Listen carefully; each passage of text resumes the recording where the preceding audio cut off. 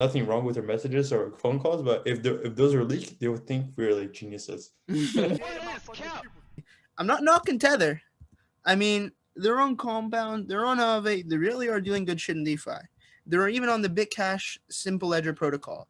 They're on the vast majorities of exchanges. And yeah, we know about SEC, and 2017 wants its FUD back. You know what? We know about this. It's not new. And even if USDT is a little late, it's nothing compared to the banking system. And it most definitely is one of the most widely accepted stablecoins. It's just non-algorithmic, which low-key sucks. You know? If we were to compare it to the runner-up, which is USDC, they're being used by big names. Visa for settlement on their ETH layer, backed by Coinbase, backed by Circle, right? The Center Consortium. And unfortunately, they're also non-algorithmic. That being said, outside of BUSD or DAI, USDC is probably the king of the DeFi stablecoins, especially on, Coinbase. Like, y'all, it's a big damn deal. I'm just saying, like, I love Terra. I don't really love Tether, don't really love USDC, but I respect them, That's pretty insane. I like Terra too, but with everything, there's always competition, and there's always the opposites. Yes. Can't have it all. Survival of the strongest. There you go. Percent annual returns just by dropping it in Anchor.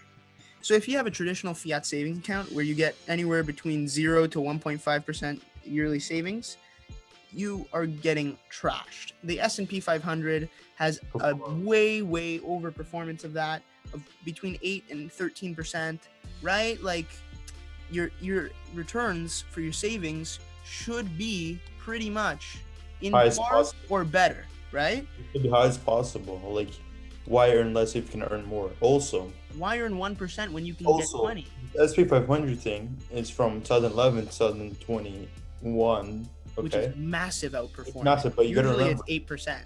But you gotta remember, in 2020, when COVID hit, the whole market went kaboom down, and then bull running completely nuts from there.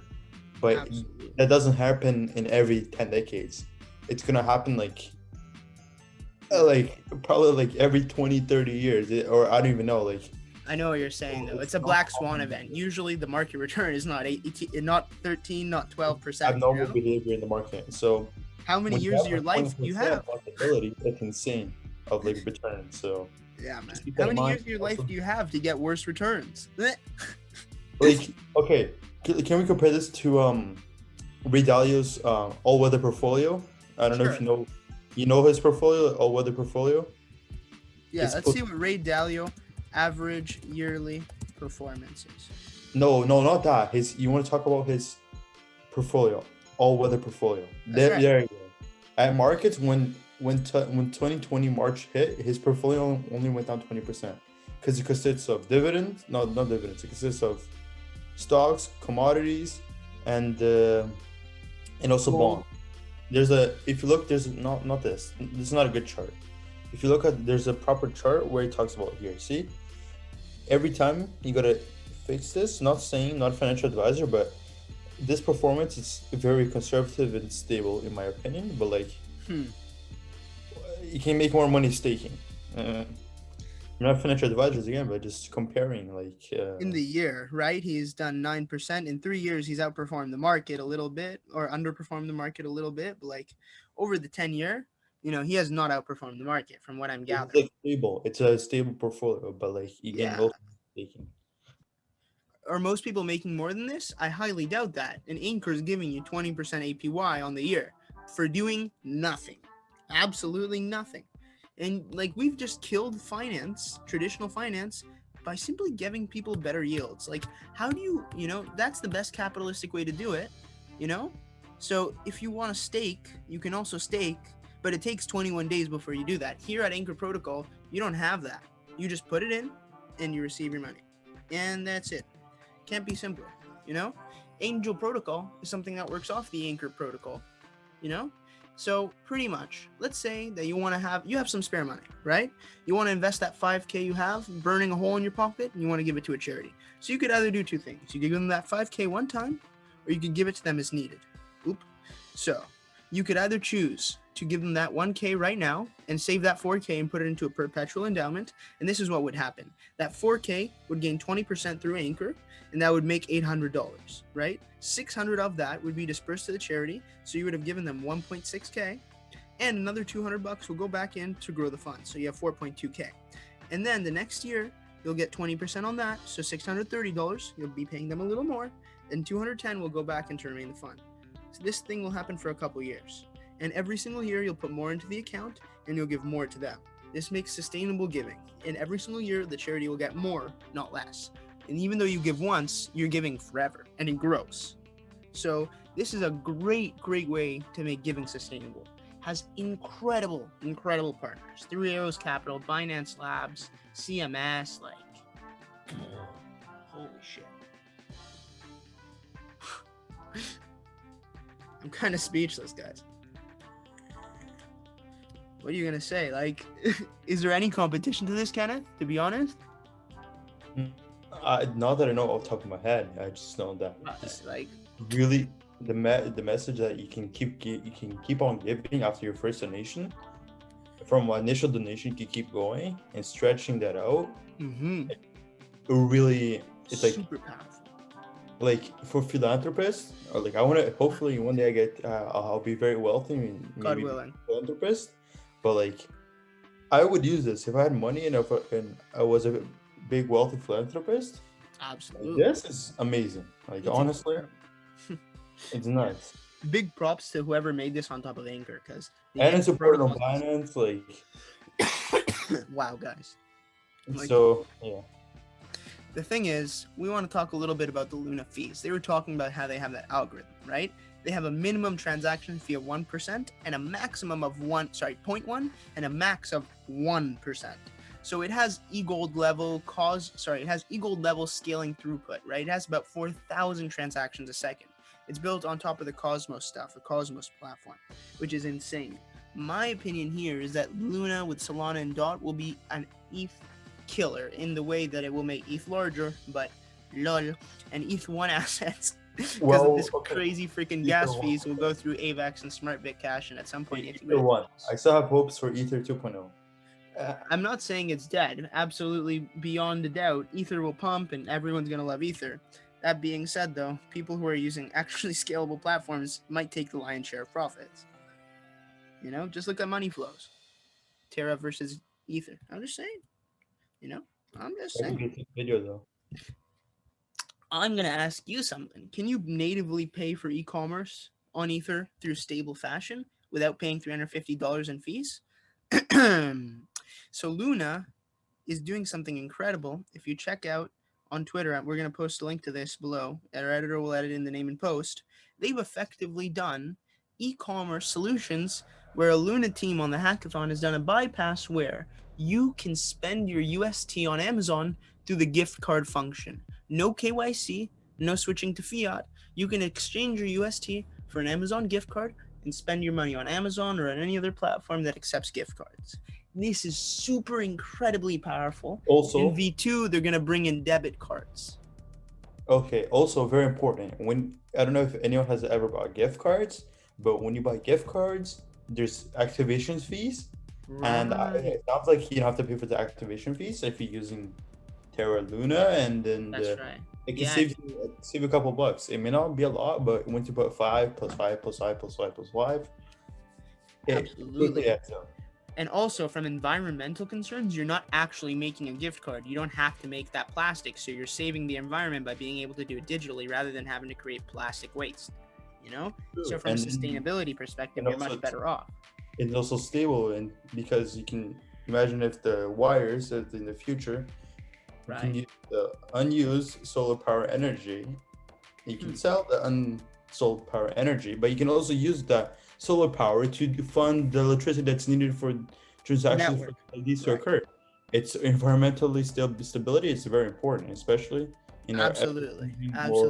There's one rebuttal to that, which is, instead of being able to be flexible, crypto is actually just a baseline extra pressure on the network, and that is reasonable. But the truth is, it's much better for places which have like remote geothermal or remote like water energy that they can't transport. They can just Bitcoin mine there. Otherwise, the energy would go unused, like Iceland or something, That's where it really comes into play, where energy is quite remote. That being said, this is a Terra, not stable equity in environment video. So I just want to let y'all know you can swap the Luna tokens to each other, which is pretty cool. They have TIE tokens which are already in use. We have all this stuff. If you follow Doe's Twitter, you go to Mars Trader Protocol, you're gonna find incredible stuff. Not only can fees be paid through Luna, they can also be paid through stablecoins. So instead of having to deal with the problems of Ether, which has amazing compatibility but variable gas cost, here you can be just like XDAI and take the best of both worlds and pay either with Luna or with stablecoins. I just find that incredible. It takes a lot of the amazing utility of stable gas, and it also adds amazing dApps. Chai, one of the payment platforms similar to MimiPay, Mirror is, we're going to talk about in a second. Anchor protocols at stable 20%. They have liquidity providing, which makes you incredible returns. Like Terabytes made a great video on this. There are a couple others, but like I could go on and on. Like literally, it's insane.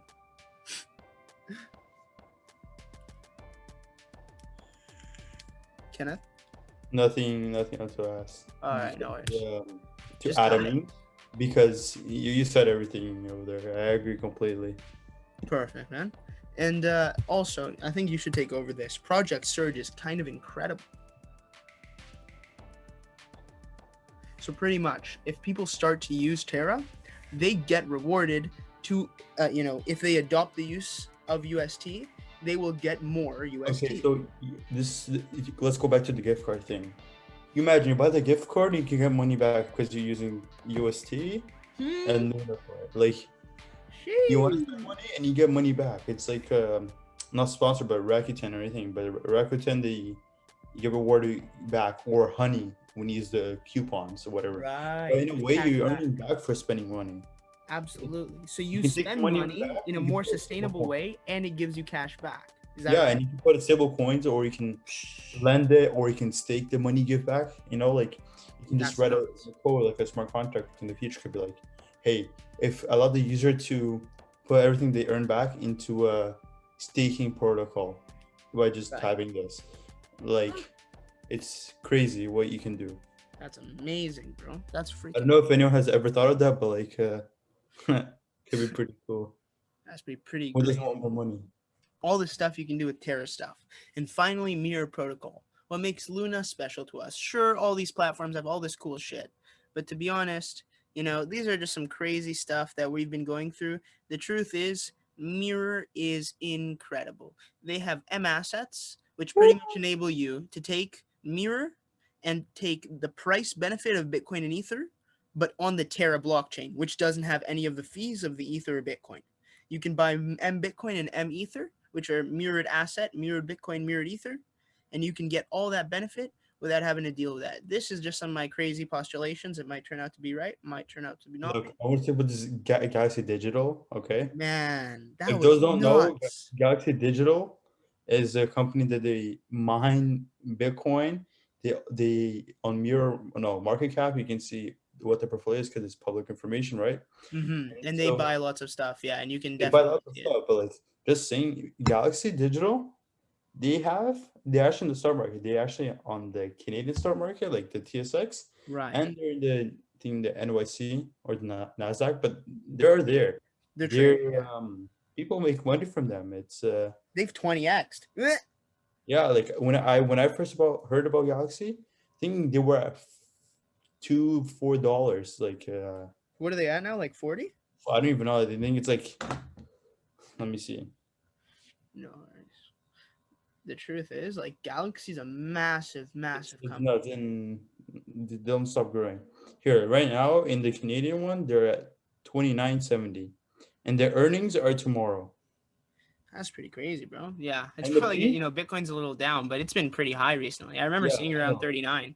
Same as Galaxy, it peaked at 46.70. Okay, guys, just on your diligence, I'm just ranting on about this Galaxy thing, but yeah. Absolutely. And even if you don't want to buy Galaxy, they have M Tesla, they have US Oil, they have Volatility Index, they have SPY, they even have Coinbase for all you degens. Like, they have pretty good stuff, And at any point you want, you can pull out these rewards into the stable 20% yield on Anchor while you wait to buy your dip.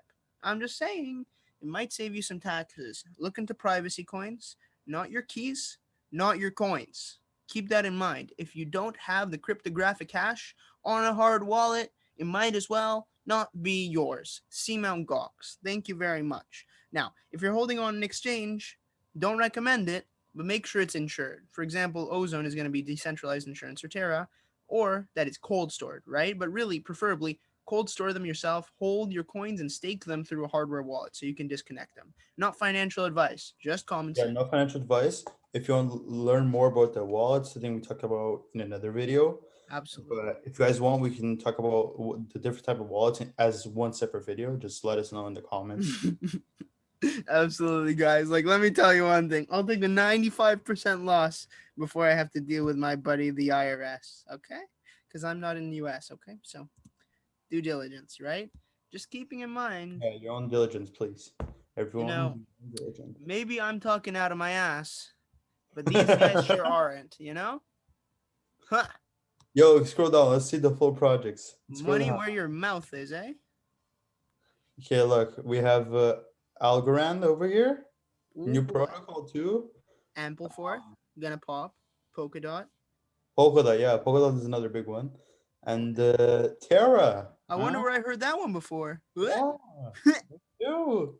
And then we have more. Tons of other stuff, yeah. XRP too. Hmm. XRP. XRP. Arrington XRP Capital, my guy. I sure hope they have XRP. LOL. It'd be pretty scary if they took that off. Mirror. Anchor too. See, Anchor, Mirror, everything is injective protocol. I don't know where it is, but I know, just take my word for injective. You'll find out later. LOL and Mana. Those are two pretty solid ones. But yeah, guys, thank you so much for watching. We really appreciate it if you leave a like or leave a dislike and tell us why you hated it and you're a Bitcoin Yeah, bull. exactly. So, either way, thank you so much for watching, guys. Have a great one.